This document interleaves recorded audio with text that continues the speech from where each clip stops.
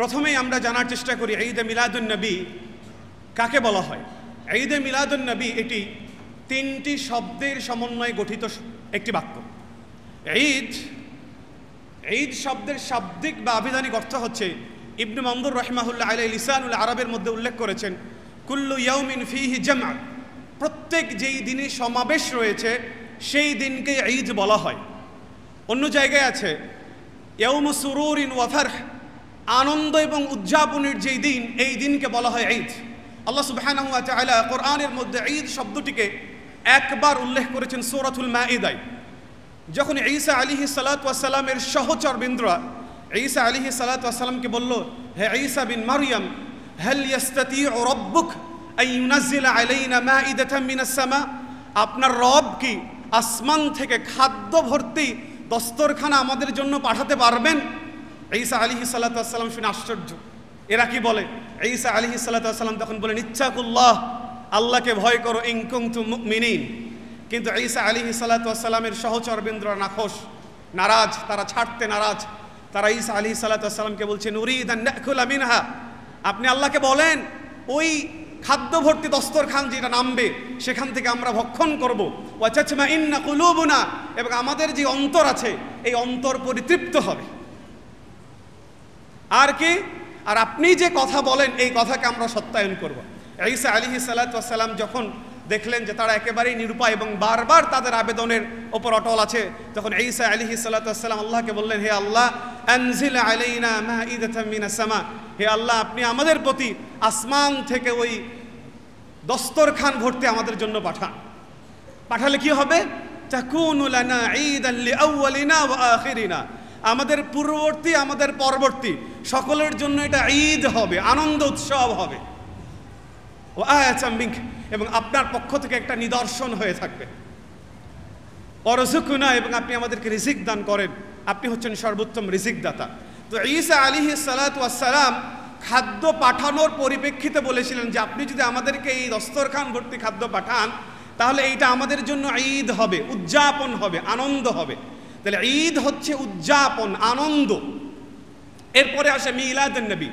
মিলাদ শব্দ কোনো মানুষের জন্মের স্থানকে বা জন্মের সময়কে বোঝায়, কিন্তু আমাদের এই বাক্যের মধ্যে মিলাদ বলতে জন্মের সময়কে বুঝিয়েছে।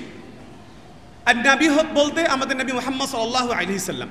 তাহলে আমরা যদি পুরো ঈদে মিলাদুন নবী বলি তাহলে তার পুরো অর্থ দাঁড়ায় রাসূলুল্লাহ সাল্লাল্লাহু আলাইহি সাল্লামের জন্মের তারিখ বা জন্মের সময়কে কেন্দ্র করে যে উদযাপন করা হয়, এই উদযাপনের নাম হচ্ছে ঈদে মিলাদুন নবী।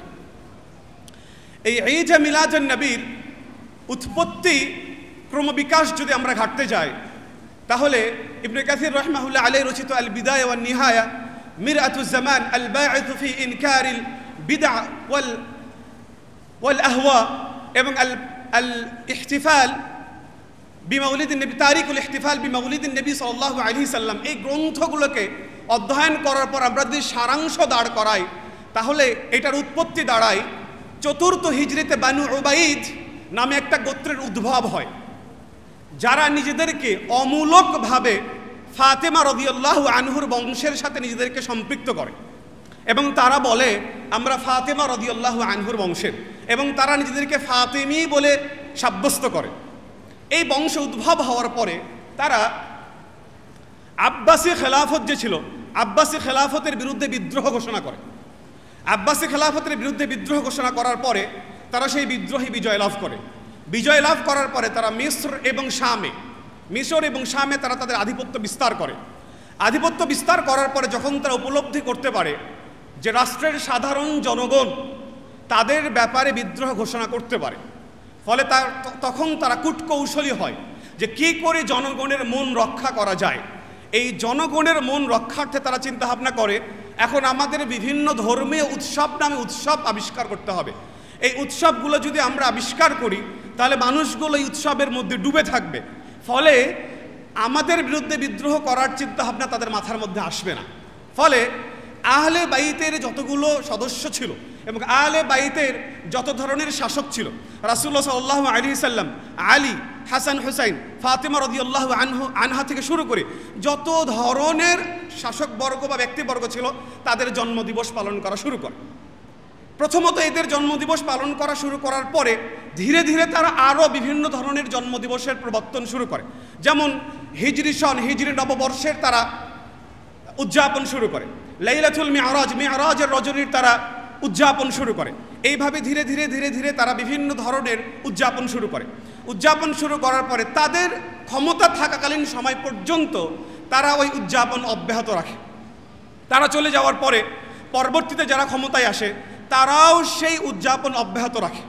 তবে মিশর এবং শামের কিছু এরিয়া ব্যতীত চতুর্থ, পঞ্চম এবং ষষ্ঠ শতাব্দী পর্যন্ত কোথাও কোনো জায়গাতে এই ঈদে মিলাদুন নবী কেউ পালন করতো না, বরং যুগে যুগে অসংখ্য উলামা একরাম এটাকে অস্বীকার করেছেন।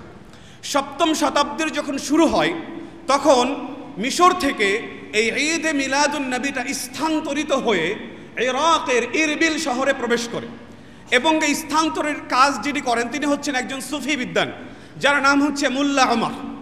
তিনি এই ঈদে মিলাদুন নবীকে মিশর থেকে ইরাকের ইরবিল শহরে নিয়ে আসেন। ওই ইরাকের ইরবিল শহরের তখন যিনি রাজা ছিলেন ওই রাজা এই ঈদে মিলাদুন নবীকে সাদরে গ্রহণ করেন এবং তৃপ্তির ঢেকুর তুলেন এবং এটাকে সাব্যস্ত করেন। এবং তদানীন্তন সময় একজন বিখ্যাত আলেম ছিলেন যিনি হচ্ছেন আবুল খত্তাব উমর বিন হাসান বিন আদ-দাহিয়া আল-কালবি। তিনি এটাকে সমর্থন করেন এবং ঈদে মিলাদুন নবীর সমর্থনে তিনি একটি গ্রন্থ রচনা করেন। এই গ্রন্থ রচনা করার কারণে তদানীন্তন সময়ে যে রাষ্ট্রপ্রধান ছিলেন কুকুবি, তিনি তাকে 1000 দিনার স্বর্ণমুদ্রা উপহার দেন। এরপরে এই যে আলেম ছিল এই আলেম এখানে ক্ষান্ত থাকে নাই। এই যে ইরাকের ইরবিল শহরে ঈদে মিলাদুন নবী আসলো, এরপরে তিনি 90 বছর, এই 90 বছরের জীবদ্দশায় তিনি মুসলিম বিশ্বের বিভিন্ন দেশ ভ্রমণ করে সেই দেশগুলোতে ঈদে মিলাদুন নবী প্রচারণা করতে থাকেন। ফলে সপ্তম শতাব্দীতে এই ঈদে মিলাদুন নবী বিভিন্ন মুসলিম রাষ্ট্রে ছড়িয়ে যাওয়া শুরু করে এবং যেই ছড়িয়ে যাওয়াটা আজ অদ্যাবধি বিভিন্ন মুসলিম রাষ্ট্রে লালিত এবং পালিত হচ্ছে।